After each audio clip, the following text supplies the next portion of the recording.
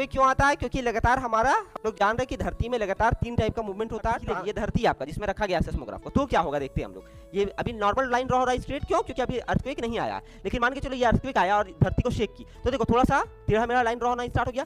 ये जो तुमको दिख रहा है ना, यही अर्थक्वेक था, समझ गए ना? ये जो तुमको लाइन दिखा थोड़ा सा क्लैरिटी कम होगा, बट यही तुम्हारा अर्थक्वेक का वो लाइन को ड्रॉ किया, समझाया? इसके अलावा और भी देखो जब सीधा चल रहा है यानी कि अभी अर्थक्वेक नहीं आया है ना, जब ये सीधा चल रहा है यानी कि अभी कोई अर्थक्वेक नहीं आया, लेकिन जब ये लाइन ड्रॉ करने लग जाएगा तो समझ जाओ कि देखो यहाँ पे सीधा था ना, ये पूरा पोर्शन में देखो सीधा ड्रॉ हो रहा था कि नहीं हो रहा था? इसका मतलब कोई अर्थक्वेक नहीं है, अभी सीधा ड्रॉ। लेकिन जैसे ही अर्थक्वेक आएगा वैसे ही क्या होगा ना, ये बड़ा फास्ट मूवमेंट करने लग जाएगा क्योंकि ग्राउंड शेक हो रहा है। इस तरह से हमारा इंडियन प्लेट आकर के यूरेशियन प्लेट से टकराया था। जब इंडियन प्लेट यूरेशियन प्लेट से टकराया था तो हिमालय का फॉर्मेशन हुआ था, और हिमालय का फॉर्मेशन के वक्त ही बहुत सारा फॉल्ट लाइन हमारी इंडिया में भी आया। अब देखो यहाँ पर तुमको समझो, जब अर्थक्वेक हम लोग पढ़ते हैं तो जनरली स्टूडेंट लोग याद कर लेता है, रट लेता है। जो स्टूडेंट समझ के पढ़ता है उसको रटने की आवश्यकता नहीं पड़ेगा, वो भूलेगा भी नहीं क्योंकि उसको कॉन्सेप्ट याद है।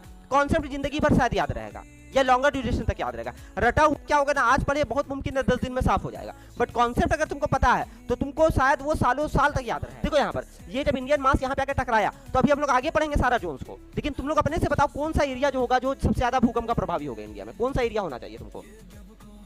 बाउंड्री वाला एरिया होगा। तुम लोग जान रहा बाउंड्री वाला एरिया क्योंकि वो नया रॉक्स है।